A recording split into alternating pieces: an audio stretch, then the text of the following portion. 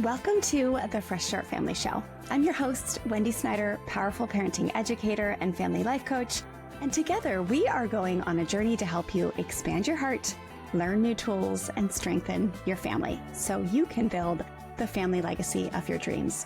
Take a deep breath and get ready to be poured into with some fresh start inspiration. Let's do this. Well, hey there, families, and welcome to a new episode of the Fresh Start Family Show. We are so happy you are here today.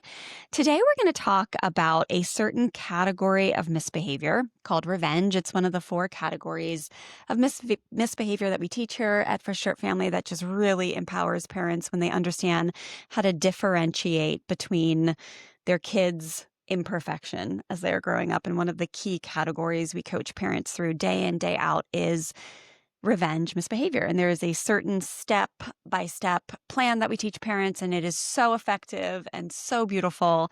And that's what we're going to talk about today. So welcome to the show, Terry. So happy to have you here. So happy to be here. And yeah, this is such an interesting topic too, because as with so many of these family and parenting and relationship dynamic topics, they go from within the home, but you also see how much this shows up in the world and history, all over the place. So it's just fascinating. It's a really cool subject. Yeah. And this is a part of our series where Wendy's breaking out pieces from the Fresh Start Your Family book. So this is great. You'll get to get a little bit of insight into what the book's all about. Yeah. And this particular topic that we're talking about today is chapter 12. So section 3 of the book is where we're really helping you understand root causes of your child's misbehavior and really human misbehavior. Because again, as Terry said, everything that we teach is really about human behavior, and we just do it through the lens of parenting. But chapter 12 is called Hurt People Hurt People.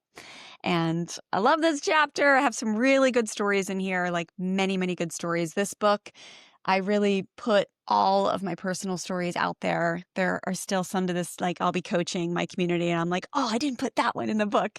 There's only so many pages. I turned in this book and I was way over. They were like, dude, you got to get rid of some of these pages. But there are so many good stories in there. And one of the stories that I tell in this chapter, Hurt People, that teaches parents how to redirect revenge misbehavior successfully so it actually ends, that it doesn't just keep going and going and going through generations, is a story from Stella's kindergarten class. Oh, yeah. And it is one of my favorite stories ever, but it is perfect to represent what revenge cycles look like and the misconception of so many humans that this is just the way it is. So by the time Stella was in kindergarten, this was probably like our 2nd year of practicing positive parenting. And I don't even remember if I was certified by that point. I might not have been certified yet, but I was so passionate about all the things that we had been learning. We started this work when Stella was 3. We were really in the shitter with parenting, just not knowing what to do. And then this work changed our lives. Her behavior started to really change once we started to use these tools and strategies. And then we started to change the way we saw her and the way we felt capable of teaching her without the fear and force and the bribery and the rewards and the threats. And so by that time, I was pretty passionate about this, but Stella was still kind of getting in trouble every now and again. Or I remember, we were just getting our ground, like we were just getting our footing, so to speak, in this work. So the kindergarten year, lots of practice. And the kindergarten year, I think, was like very pivotal for us to start gaining our confidence, right? So we were learning all these strategies, maybe a few years deep by then, but then we actually had to believe in ourselves enough to really advocate for some things. One of them was that they were starting to come down on Stella. She was the 63rd percentile for reading at the time. And this was like the very beginning when there was starting to become like emerging data and research around like increased homework for children and pressure for young children does not equate to more successful humans. And so we saw the body of work called The Race to Nowhere. It really changed our lives. I highly recommend it for every family. And we started to advocate that we're not going to force our kid to do homework at night. We wanted her to be in trees and have healthy meals and go to bed on time versus have tearful exchanges and power struggles where we were forcing her to finish these homework packets and practice sight words. And so we advocated for that. We had the principal called on us, remember? We went to have a Yep. meeting with our teacher and the principal showed up and we were like, oh, are we in trouble? We advocated for it. And then what was it, about 4 or 5 years later, fast forward all these years, 15 years, our elementary school does not have homework. Here in Southern California, I do think we got on board really fast with the data and research, but literally, like kids at our elementary school, there is no more. Like we That's saw interesting. our younger son go through it, and by the time he was in fifth, sixth grade, they did not have homework anymore, right? So we were ahead of the curve, but we had to start really stepping into believing in ourselves. But one of the ways I started to practice a little bit was I would go volunteer in the classroom. So I remember Stella was like, there we got a word that like Stella's been accused of being a bully. And I was like, just learning to assume integrity in my kid. Because at the time I was still like, there were days when I was like, crap, she is a bully. Like, what's wrong with my kid? What's wrong with me? Like, she's a bad kid. But then obviously this work was like, no, she is a leader. She's a strong-willed child. She's communicating. Like, misbehavior is just communication. What category of misbehavior are we working with here? She's kinesthetic. She's She likes to use her kinesthetic. hands a lot. She is not like will advocate. She will use her voice. She will go for what she wants. And so we got to practice this. And one of the ways that my teacher had helped me was she said, don't just believe everything. Go in and see it for yourself. See what's happening in the classroom. See how Stella behaves. Like see it with your own eyes and then be a helper. So I started volunteering in the classroom, and one of the days I had created this little exercise where it was like, okay, guys, we're going to practice a stop sign, like doing what's called a stop sign or a pause button. I teach this in section 2 of the Fresh Start Your Family book. And we did this little craft, and I was like, hey, kids, I'm going to teach you guys what your options are when someone does something that is hurtful or harmful, and how you can respond in a way that respects yourself and others. And I'll never forget this little girl, this sweet little twin, this blonde-haired girl, tiny, tiny little human in this little high voice. She was like, I know. She was in the front row, and she like shot up her hand. And she was like, I know, I know, I know, I know, I know. I was like, yes, tell me. She's like, it's like when someone says your shoes are ugly, you look them right in the face and you say, right in the eyes, and you say, well, your face is ugly. And she just smiled and looked at me like waiting for me to just praise her and be like, F yeah, girl, that's how you don't let anybody walk on you. Like, but it was and I just said, oh my gosh, thank you for sharing that with me. Like, that is one way. I am going to teach you a different way today. And you could tell she was just like, she really thought. And she was not in a trauma family. Like we know the family very well, high achieving, successful family. Yes, mom had a little anxiety, but like they were good, air quotes, good parents, but culture had already gotten a hold of this little girl at this tender young age of 5 years old to believe that if someone hurts you, you frickin' hurt them back, and you do it fast or you're a pushover and you're weak. Do you remember this moment? Like, I tell the story all the time, but do you remember me coming home and sharing about this at all? Yeah, for sure. I mean, it's one of those things like too, like normally like you just pass off and laugh about it, but because we were like all the things that you teed up about of like the context of like the environment we were in, and we were really curious just about like how Stella was behaving. So we're watching everyone's like kind of like dynamics and behaviors, and you're like, oh my gosh, that is so interesting. And also it made us think about the world as a whole, or even grown-ups. I mean, here was a kid doing that, but you're Yeah. just kinda like makes you pause and think about human nature. Yeah, exactly, which we're going to get to today because as of today's recording, here in America, we are officially at war. We have invaded another country. So we are officially 2026 at war. So we're just going to kind of talk about the commonalities between any type of like power over system that has like very, very common themes. But we'll get to that. But as far as understanding that like this is just a cultural norm. And in the work that we teach here within family units, we really help families understand that often, like 99.9% of the time, when you handle hurtful and harmful behavior with a smack back, with a power over structure, with a now I'll show you, I won't let you talk to me, do this, like, but it includes hurt back behavior, the cycle will keep going forever and ever and ever and ever. And it is exhausting. I see it show up all the time in family lineages. As people get older, it turns into, well, fine, I just won't be your sister anymore. And then we won't talk for 17 years because F you. And that's like this passive aggressive way of like hurting back. Like I'm telling you, it is so deep in our society. And we as parents have such a beautiful opportunity to teach our children from a very young age that there is a different way to handle hurtful and harmful behavior. So let me back up for a minute and let's just talk about what revenge misbehavior is. So the 4 categories that we teach and that we really go into depth helping you understand in section 3 of the book, which is understanding root causes, is power misbehavior, which a kid has a mistaken belief that in order to feel powerful, I must overpower others, often because that's what's been modeled to me.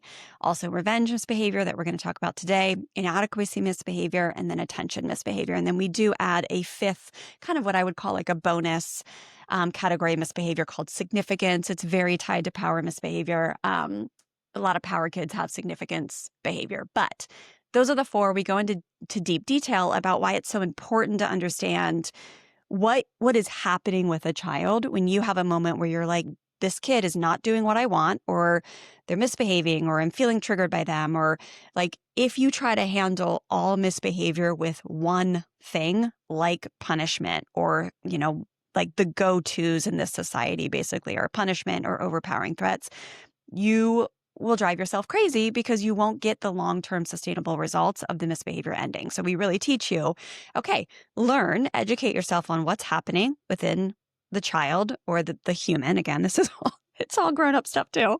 And then from there, the way you respond to the misbehavior really puts you in a state of empowerment to get what you want, which is changed behavior. But revenge misbehavior shows up as hitting, kicking, biting. One of the biggest stories I tell in the book where I really got it wrong. And you were part of that, Terry, that story. We'd tell a bit, Taryn. 11 and Why are you so happy to point this out to the because crowd you're right never now? wrong. Terry's always right. I Ooh, am like is this recording? I Terry feel is. like I'm I always often wrong, but she says I'm never no, wrong. no, literally I talk about how you are like the angel of our family all the time. But that one Hmm. situation, we were in the beginning, Stella bit Taryn. He was 11 months old. She drew blood. And I was like, oh my gosh. I tell the whole story in the book. We tried our best to handle it in the way that we were learning to compassionately discipline, but we still dipped down into the fear. We're going to scare the shit out of you, kid, and make you not do it again. But it was a good learning moment. Stella still jokes that she has trauma from that day. But I know that we've also helped our Are we children. telling this story? No, we're not No. going to. We're going Okay. to leave it. You got to get the Cliffhanger, book. You guys. got to get the book. Cliffhanger, guys. Point being, biting somebody else. It can be power. Like when you have young toddlers, it can be power, but most of the times it is revenge misbehavior. When somebody is not doing what you want, when you feel like life is unfair, like Good that's the kind bite. of stuff. Okay. Yeah. Yeah. Bite. So biting, hitting, kicking, pushing, and then also the I hate yous, you suck. We even have a lot of kids nowadays saying, I'll kill you, right? Like that is being so like normalized in society with on big stages and people say it. So then you have kids that are like, I'll kill you, right? So it's just like, that's cultural. Like kids are always going to mimic culture. And so that is revenge misbehavior. And what everyone needs to understand is that revenge misbehavior is really the core root of why a child has revenge misbehavior is that mistaken belief that when I feel hurt, I must hurt back, often because that's what's been modeled to me. And the core emotion, because we are so like teaching emotional literacy not emotional intelligence, because we believe every child on the planet is born with emotional intelligence. Emotional literacy, just like learning to read, you become literate. Emotional literacy is helping a child understand what feelings and emotions are. They are God-given, they are important, they drive our behavior. They often start with the nervous system, but it's important. So the core emotion associated with revenge behavior is hurt. And so that shows up in a lot of kids of like, when you feel like life is unfair, when you feel like your brother or sister is getting something that you're not, someone's not listening to you. They never take they never take your side. Or, if someone raises their voice or hits you, a lot of kids, especially strong-willed kids, will flare up and just be like, hell no, and hit back, talk back, yell back. Like that's the misbehavior. That's what it looks like. And then the traditional cultural approach in the autocratic or authoritarian parenting system, which again is what most of us were raised with, even if you were on the lower scale of it, it's like if you talk back, if you do one of those things, hit, kick, roll your eyes is another one. That's revenge misbehavior. Then you get the smackdown. You will get grounded. You will get a timeout. You will get your iPad taken away. Like parents don't know what else to do, so they just punish. And punishing is a way of saying, I will hurt you back and make it sting so bad that you will never F with me again. Right? So that's what we're talking about today is revenge misbehavior, and what can you do in your home to help a child actually have the misbehavior be eradicated versus putting a Band-Aid on it. And I will say that story we tell about the way we handled it when Stella was 3 and she bit her baby brother, she might have been almost 4 by that point. We did learn.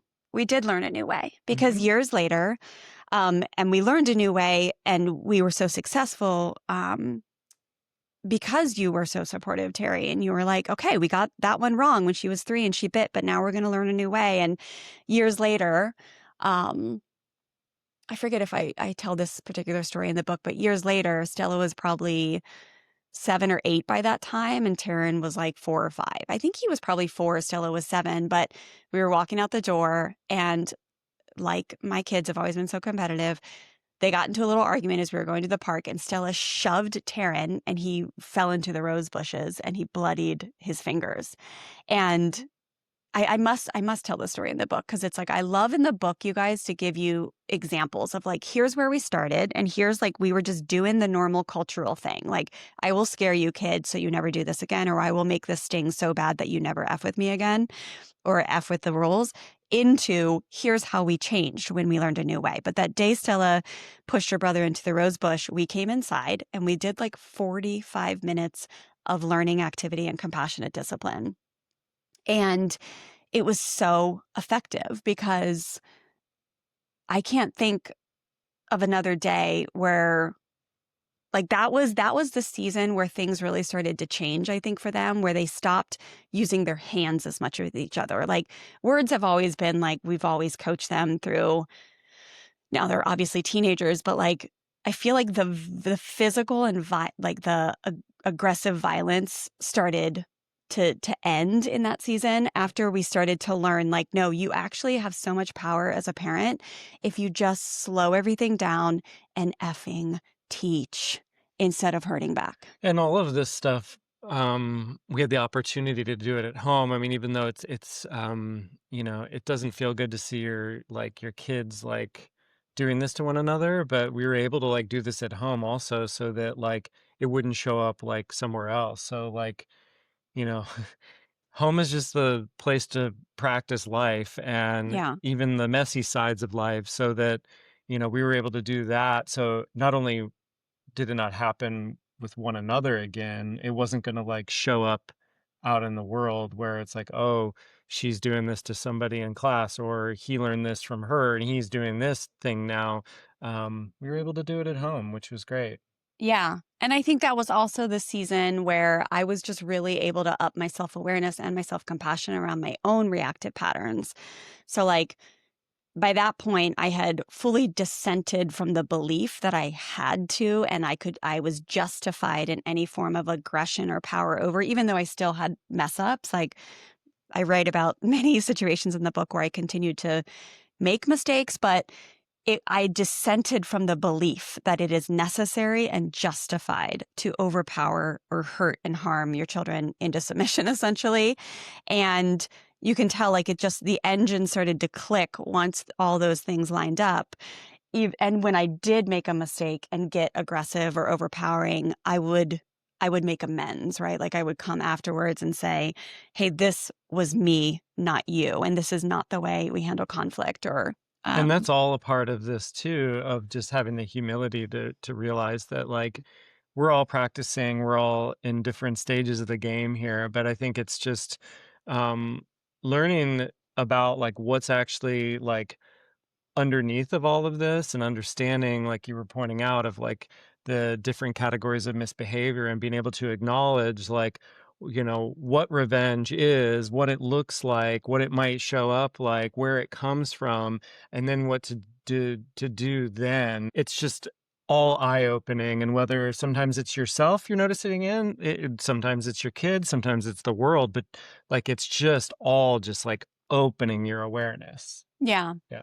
And I don't know. It's like, I've heard this about aging. It's like you get older and like it's really fun to dig in to like these cultural conditioning moments where you're like, oh my gosh, like the blinders come off and you're like, oh, I don't have to subscribe to a model that my heart doesn't align with, right? And like for me, that's what has been this beautiful journey to see that this like hurt people cycle, this like eye for an eye mentality, like it's such BS. It's so ineffective. It doesn't work. It like puts you in a victim mindset. It makes you think you have to yell and hurt and harm and that you're justified. And it's so exhausting. And so It's so exhausting. it's so exhausting. And so it really, I tell people, it really is fun to like start challenging these things that you might have been raised with or grew up with or that you see in culture, and decide that you are going to have the courage to dissent from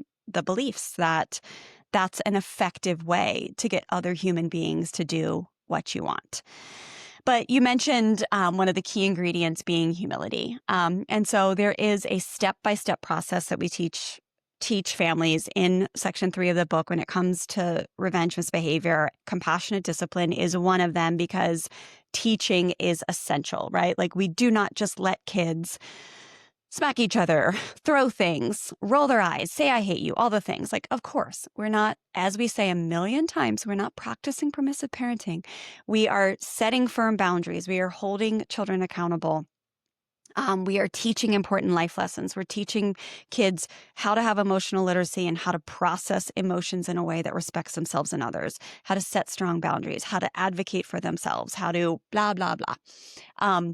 But the biggest part of the humility step, or the revenge, I give it away, the revenge step-by-step process, again, one of them is compassionate discipline, but I'd say the most important is the step of humility.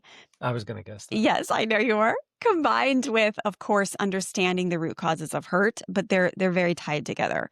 So if you want to be a family who like you see it, something happen with your child, you see these patterns and you want it to end, I promise you, if you follow these steps that we lay out for you in section 3 of the book, the misbehavior will go away, and you will not have a child in their teens and their 20s and their 30s. And like, again, we see this behavior continue. It's continuing in the world right now.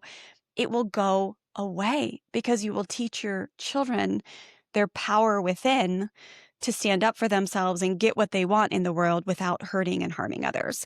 But humility is part of this step-by-step process, because without humility, it will not work. So I coach parents all day long about this, and often it is the humility step that they miss, and also the finding the root cause of hurt step that they miss. Those are the two biggest things, along with the teaching component, because we have a lot of parents who will just They'll correct the misbehavior fast with like, again, that's the nervous system. It knows what it knows from the way it grew up. You correct fast, you put them in their place, you make sure they know it's not okay, but then you never teach a new way.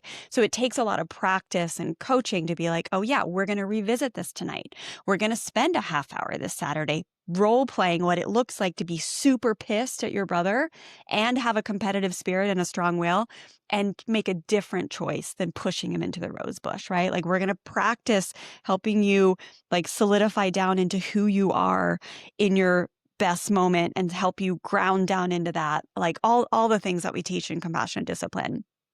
But without understanding the root cause of where this child is feeling hurt, why they're feeling hurt, and what your contribution to the dance was, or if they're in a sibling conflict, like what each sibling contributed, because even though we think the little ones are so innocent, they do always have a contribution. 9 out of 10 times, the little ones are just more sneaky at like getting their jabs to their sisters or brothers like in. And we all know, like with siblings, like you often take the youngest side, blah, blah, blah. Stella reminds us of that a lot. Point being is the hurt and the humility are the two biggest components. And so hurt, I often tell parents is like, if you are like, what is your deal? What's wrong with you? Just look for if there is any perceived unfairness. That is where so many kids dip into hurtful and harmful behavior. Again, revenge was behavior, is when they feel like life is unfair. And the strong-willed kid is notorious for this. Like they literally come out of their skin if they feel like injustice is happening. And that is a God-given design. Other humans, they have other God-given gifts and beautiful designs that make them powerhouses. But the strong-willed kid, they see injustice and they cannot go on if they don't do something about the injustice. So 9 out of 10 times, if you can find out what is this child feeling like is unfair, or they just feel hurt by something, then you're going to be able to apply these steps and teach them a new way to process that hurt. And then humility is the other piece, which is, it's so tied to doing things a different way. Again, most of us were raised with the model of like, when you make a mistake, you're going to get punished, shamed, or someone is going to really let you know how disappointed they are in you. And you are going to feel slightly like a failure to some degree, because the old school notion is we have to make a child behave, or we have to make a child feel worse in order to make them behave better. So that was just part of the model, right? Like if you did something imperfect, you're going to get shamed. You're going to get punished a little bit, at least, just a little bit. And if there was not punishment in your home, you were going to get made to feel bad about yourself. So then you didn't do it the next day. And so that has created adults who are like defensive, right? It's like, no, no, no, I didn't do anything wrong. It's like, no, it's okay. You raised your voice at your kid. You used a super annoying and frustrated tone. Okay. So you've created an ecosystem in your home where you take sides with the youngest. It's okay. You're human. You don't need to defend. You don't need to cover up. You don't need to deny. Just look for where you have contributed and be willing to see that it is contributing to the dance. It is contributing to the suffering, the relationship tear, so to speak. And if you are willing to contribute to making a healthier ecosystem, or to have your behavior be as clean as possible, I guarantee you, your kid will start to trust you more. Your kid will like naturally stop misbehaving with revenge behavior so much, especially if you teach them when you do feel hurt, which you will because you're human, here's how you do it instead. But here's where I'm cleaning up my own behavior. Here's where I'm learning to influence you in a different way than shame, guilt, overpowering. And I will say one last thing, and then I want to hear any thoughts you have about this, Terry, before we kind of get into the world part of this, is a child, especially a strong-willed child, when they feel overpowered, it is one of the biggest ways that they feel hurt. They feel disrespected. It's like a slap in the face to a strong-willed child if they feel like someone is overpowering them and forcing them into submission. So if you have any model in your house, maybe it's spouse, maybe it's you still adhering to like, well, I'm just going to yank their iPad because they should know better. I'm telling you, strong-willed kids, bingo, there's your feeling of hurt because they will rise up against hypocrisy. They don't take it well, and that creates a feeling of hurt deep in their soul. So if you're fishing for reasons why they feel hurt, look at that one, because just the simple act of having any type of overpowering model will piss them off to the nth degree. What's your thoughts, Terry, as you hear me riff on all this, like this more strategy side of this? Well, I try to just go back to what's an intention that you can have as a parent that just helps you stay centered on like the true end goal that you have, or like keeps you centered on like the north star that you have for your family and for your overall like what you're handing down to your kids. And when I think about revenge, it's like it is this kind of like never ending kind of like back and forth. So I think you just at some point as a parent, I know I just needed to say like, okay, um it's got to stop somewhere. I know we refer to it, you hear Wendy talk about it as a dance, things like that. I think once I understood that there was like this, I was participating in perpetuating something.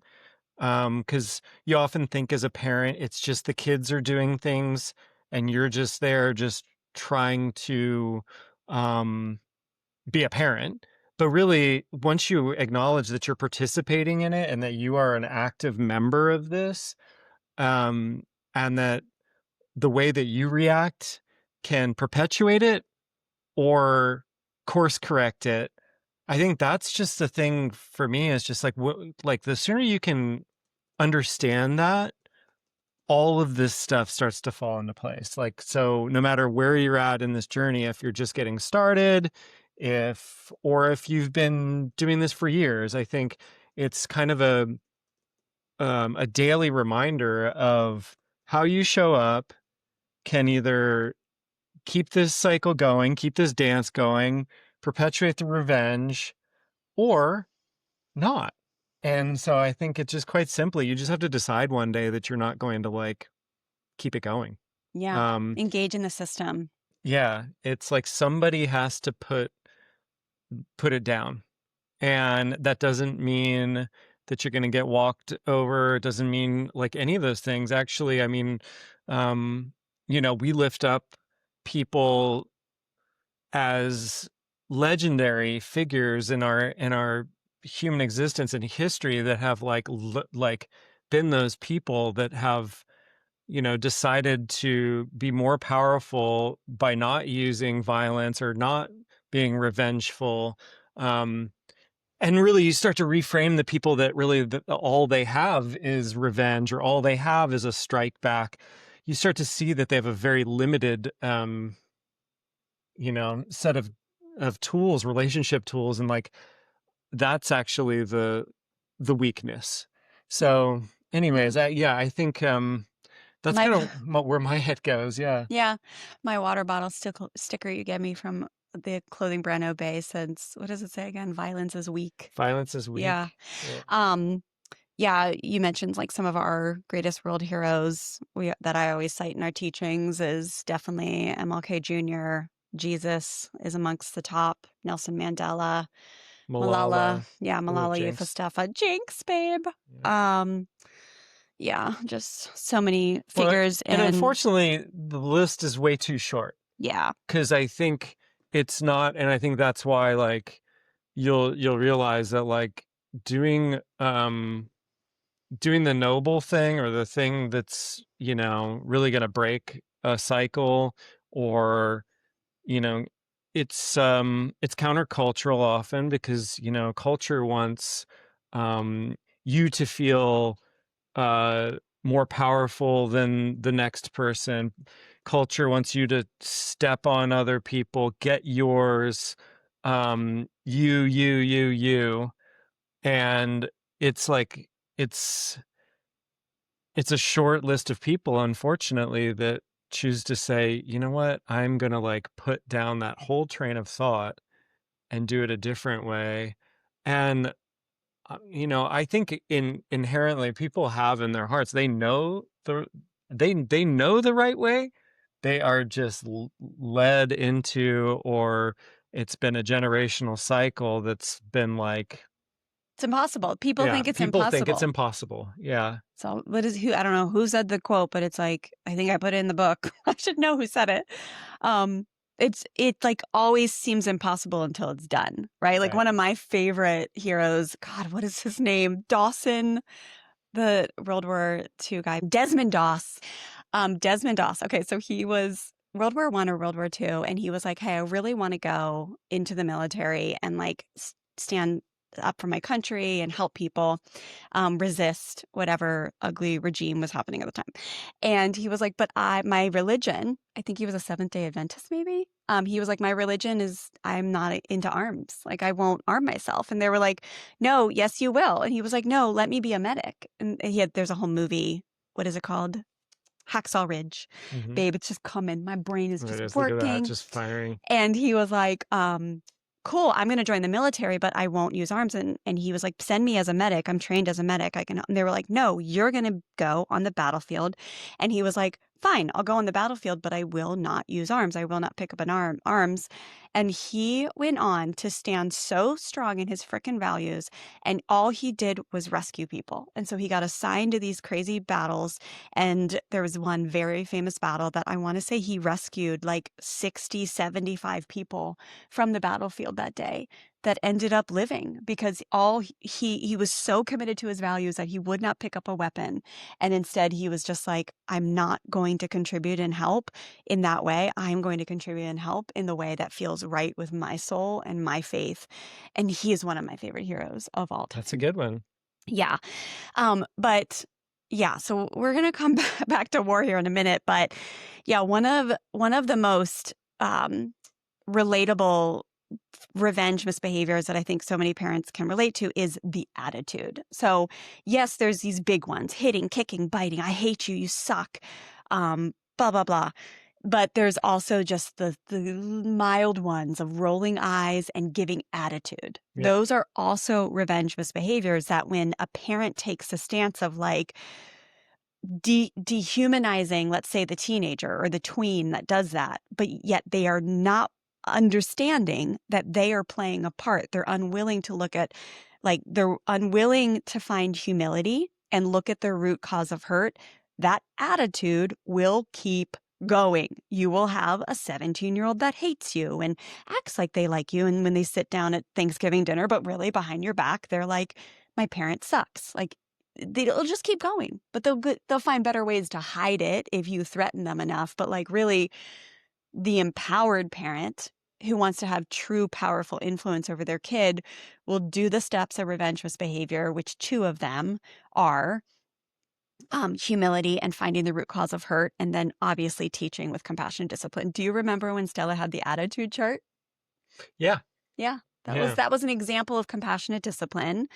And also, you and I think, especially with Taryn now, like we still get annoyed if he has the classic teen attitude, which is, teenagers, like, I know everything. Like, I flare up. Even our mild child, he flares up. We probably have a weekly Yeah. kind of reset and reminder about how like he's showing up or an attitude shows up, and it's just a reset. It's just But practice. I can feel in my bones that we are at a much higher level now of being like, how am I talking to this kid? Yeah. How am I responding to the attitude, right? And Sure. like, I think we've gotten pretty good at catching ourselves. If we're like a snap back, like a the claws come out, Yeah. we'll kind of be like, all right, let me try that again. Let me help you understand. And then we set the strong boundary.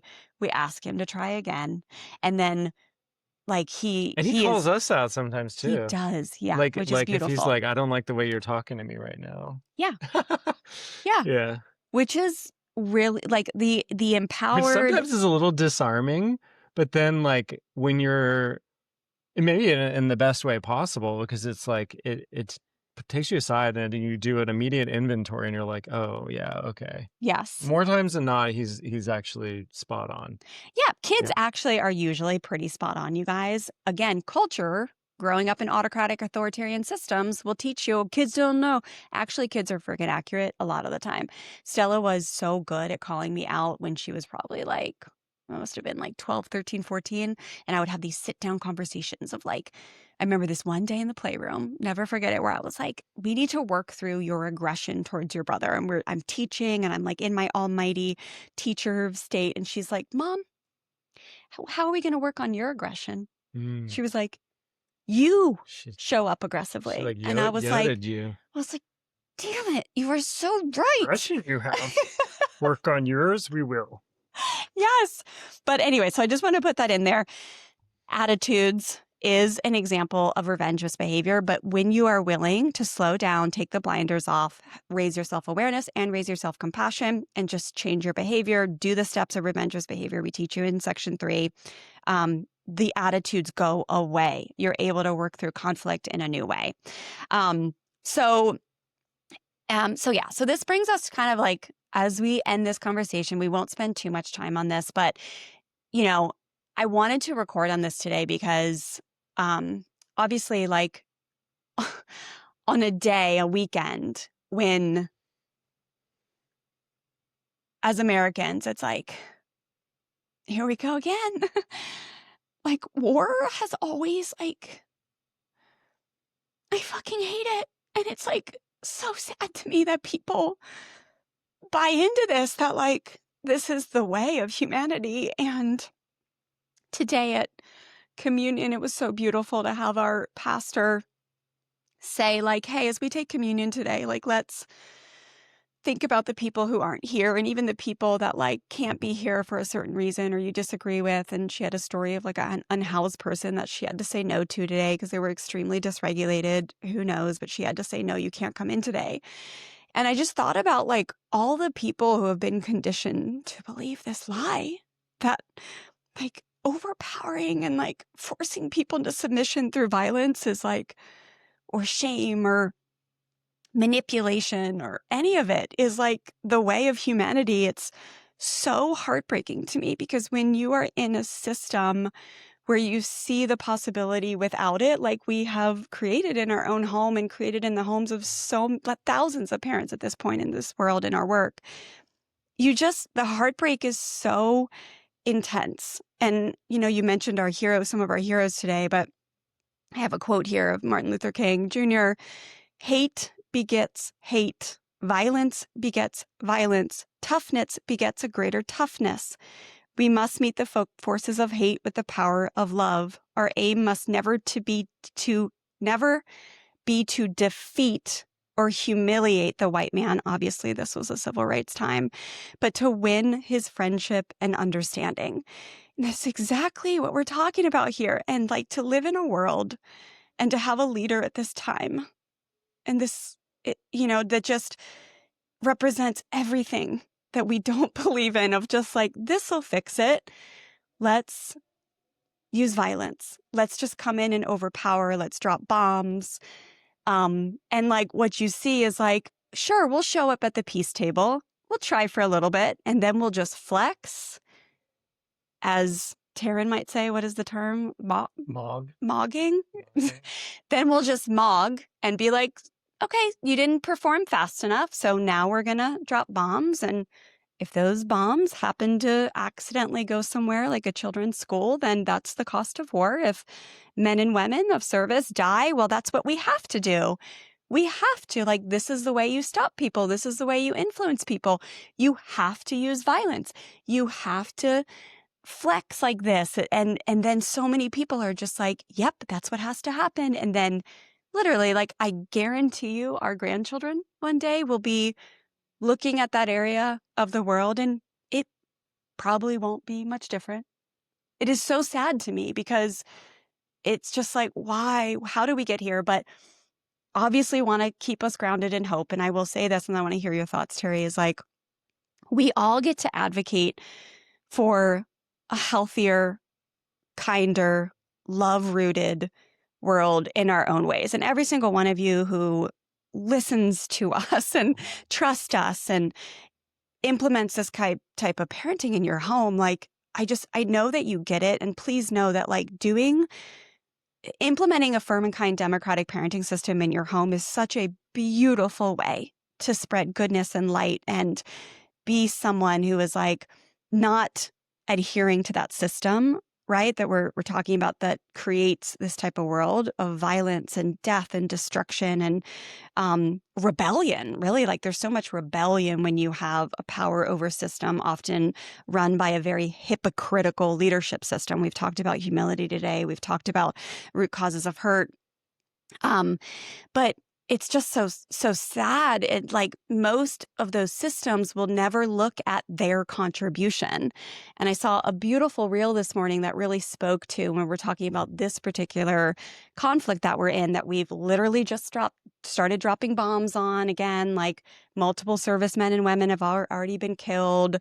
A children's school has been bombed. Like, when we start doing that, like, trust me, there is root causes that are so intense that are on both sides, that when you understand that, no, actually, we have a part in this dance. And I will link the reel in these show notes just so you can see one example of someone who's speaking to, actually, here's an example of how to look humbly at our part of the dance. We are partially responsible for the chaos there, right? So, like, we can't just act like these are like disgusting human beings that are like vermins of the earth. Like, no, we actually have to look at our contribution. And it is so eye-opening when you realize that, like, you are part of the dance. Americans are part of the dance. And then we just come in and we're like, well, we get to do whatever we want. So we'll just bomb everybody, force them into submission, and then everything will be okay, right? So what you do in your home matters. What you support systems wise matters. But one example of just being a family that does stuff different is, like, your dollars matter, right? So, like, what you contribute to matters. But, like, right now, I have a feeling we're day 3 or 4 or something. I'm sure we've spent like 100 million, at least, maybe even 500 million by this point. By the end of this air quotes war that could go on for a decade, we'll probably spend billions and billions and billions of dollars that could be put into education and empowerment. And so maybe you can share, like, the podcast you were just listening to the other day, Terry, where someone said, like, hey, if we want to change world peace, like, what is it that we need to do? And it's so effing spot on. And it's just a choice. Like, what are you going to believe in to help make the world a better place? And this was such a great example of, like, someone who is like, I dissent from the system where we're going to put all the money into violence and a power over, and instead put money into something else.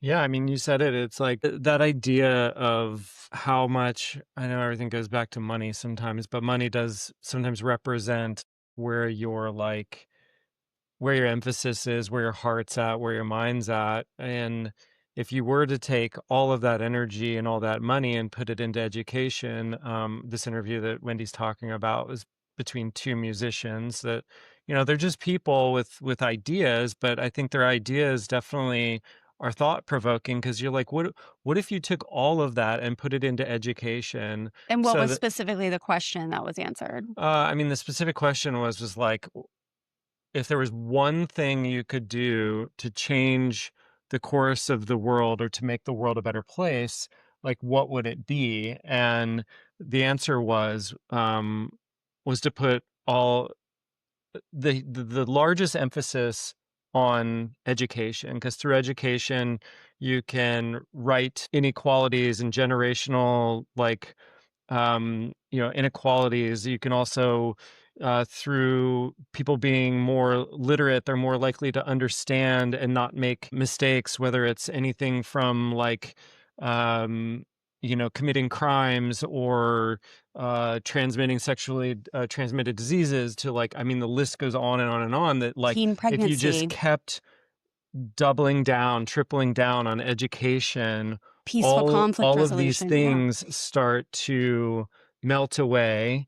Also, the disparities between the lower class and the upper class starts to go away, at least in their mind. I mean, there's always going to be, some people that just earn more money than others, but at least there isn't this like people that don't make as much money are somehow making more mistakes or are less intelligent. If everybody was given this opportunity for the highest intelligence possible, we're just going to rise as a society and a world as a whole and just make better decisions across the board. And people are just, so I think it was just a thought provoking thing because we seem to, or like you said, like the saying, "Put your money where your mouth is." Like we, as a country, seem to just put it. We spend more money on bombs and killing machines, and um, I'm not. Forced I submission I'm not, systems. I have a lot of gratitude for the military, Heck yeah.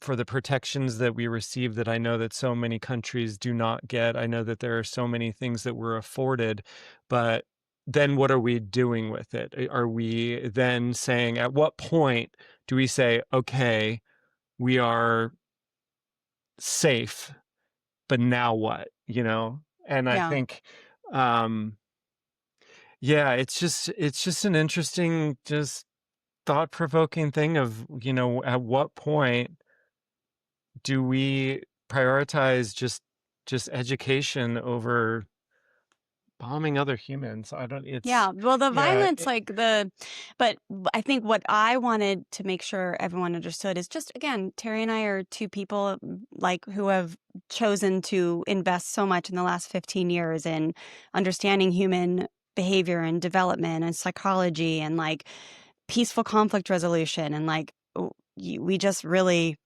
love this conversation. So it's like we just have opinions here, but it is wild to see how many people will justify violence, will justify these ends to a is ends to means a to an means end. to an end when it is just one way of making people do what you want. It is just one way. It is just a choice. And in my opinion, it is not an effective strategy because long term, it is not effective. We see it in parenting, we see it in so many countries, um, empowering people, investing in their education. Like, I've seen so many beautiful things talking about the brave women of Iran right now and the peaceful protesters, and it is effing atrocious what has happened. But imagine if they were the ones who were invested in, like if they were Yeah. empowered, if they were educated, if even the men in dictatorships or authoritarian regimes were poured into with education, with like connection based firm and kind education and endless peaceful conflict resolution tables that did not have and again, I see this all the time in parenting. People are like, I tried that, I tried that, I tried that. And then they just go right back to the like, nope, it didn't work. And it's like, dude, this is a long-term game. You got to you got to stay in it. You have to fully dissent. Like, just imagine hundreds of billions of dollars if you invested into education and the empowerment of the people who are already standing up and standing tall and saying, we need help.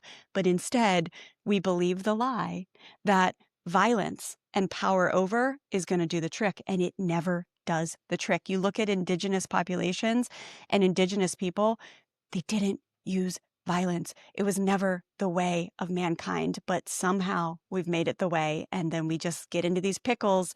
And here at Fresh Start Family, we see the families who get into the pickles and they just come to us and they're like, I'm like, yeah, you got to get rid of the violence. You got to get rid of the power over. You got to get rid of this authoritarian autocratic structure. And they're like, okay, cool. And they do the work and it's so beautiful to see them get out of it. But, I'll just keep spreading the message till the day that I die that the power over autocratic authoritarian system that often relies on violence is just all about destruction and it's never going to work. It's never going to work. Yeah, and what I've discovered, is kind of my parting thoughts here is progress and peace usually involves having to sit in an uncomfortable situation. You might be a little uncomfortable in the moment of like, connecting with whether it's your child at the home or whether this is on the macro level of like dealing with people that don't look like you or don't act like you.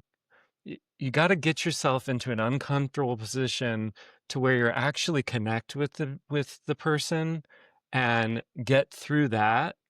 um and people think, oh, well, that seems like the long road, or that seems like it's going to take that's gonna take forever, whether it's like you described, like these like half-hour talks or role plays or like teaching moments, all these that takes forever. I don't have time for that. I need immediate obedience now, now, now, now.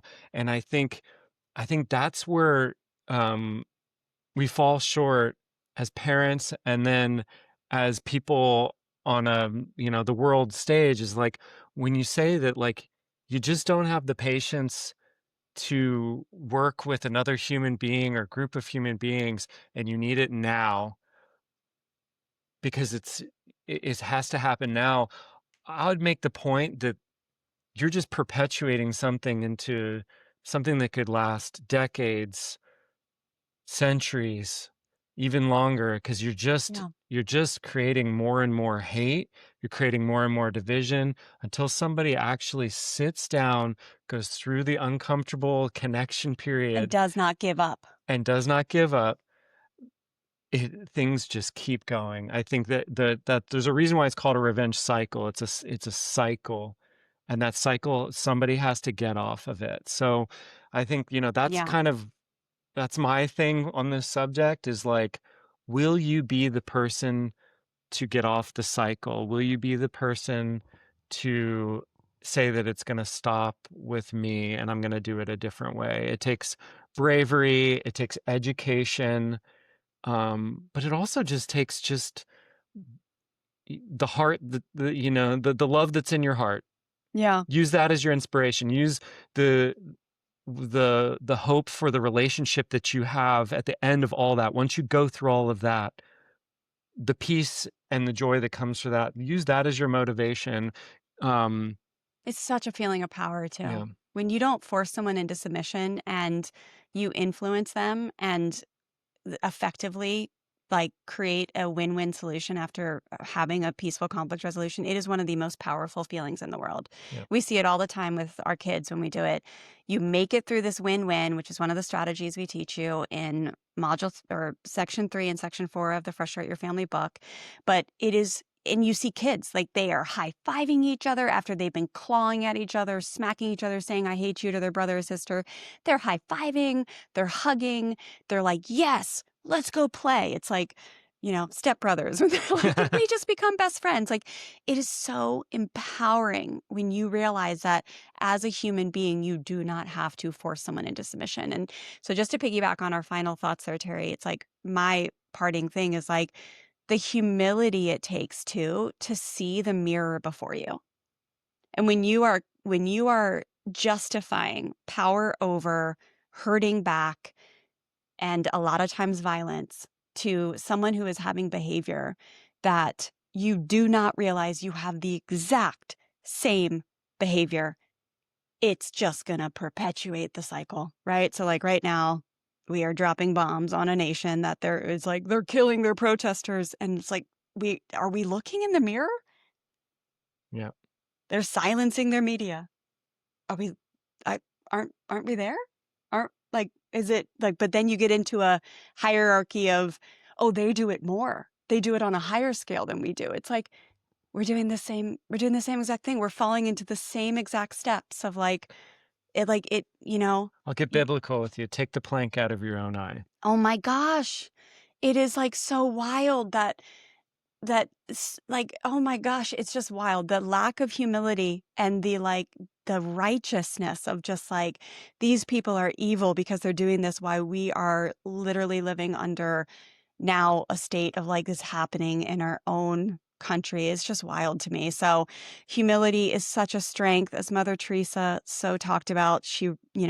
It can change the world. Humility is so strong to be able to look in the mirror and be like, let's clean up our own actions, talk about our own contribution to the dance, create relationships where we actually heal and create trust and unity and educate people on how their behavior is not who they truly are when they were designed in the image of God. Invest in that, and boom, 100 years from now, our grandkids and great grandkids are going to have a better place. But it's going to take enough people to speak up and be like, I don't adhere to that model. I don't support that with my tax dollars and my votes. Like, I support a model that is true sustainable change and influence of other human souls. And that is always going to be through relationship, connection, love, and firm kindness. So awesome, babe. Thank you for having this like very deep conversation. You did marry a deep person. I wish that no, I don't wish. I've been saying that. Like I love the way my brain has evolved into, we have 150 lessons inside the Frustrate experience. This book that we keep talking about, Frustrate Your Family, it is the how-to on like if you want your kids to sit still at the dinner table and put their shoes on and do their homework and clean up their rooms without arguing, and you want to like your kid again, like after like wishing they were different, like all the how-to is all there. But I'm just evolving into a season of my life where I just really want to talk about like the deep effects of adhering to any type of autocratic or authoritarian system and the joys of dissenting from that. And I think it ripples from our home out into the world. Again, I love Mother Teresa. But she always said, if you want world peace, go home and start with your family first. And so we can talk about the strategy all day long, but talking about how it ripples out into the world is one of my favorite things to do these days. So thanks for doing it with me, babe. I love Absolutely. you. Love Yeah. you too. And book freshstartfamilyonline.com/pre-order. Drops on May 19th, but right now when you pre-order, you get all the bonuses. Section 3 goes through everything we're talking about today, all the stories that I have from our years of redirecting revenge misbehavior. Sometimes we got it wrong. We learned to get it more right. But so many great bonuses that you're going to love. If you pre-order, you won't get charged till May 19th. So just drop in your pre-order. Pre-orders do mean the world to authors like myself, because the publishers and places like Amazon, Barnes and Noble, bookshop.org, which is a great place to order from if you want to support your local bookstore, they all place their orders based on pre-orders. So thank you for supporting us here at Fresh Start Family. We love doing these episodes for you, and we hope that you've been blessed today.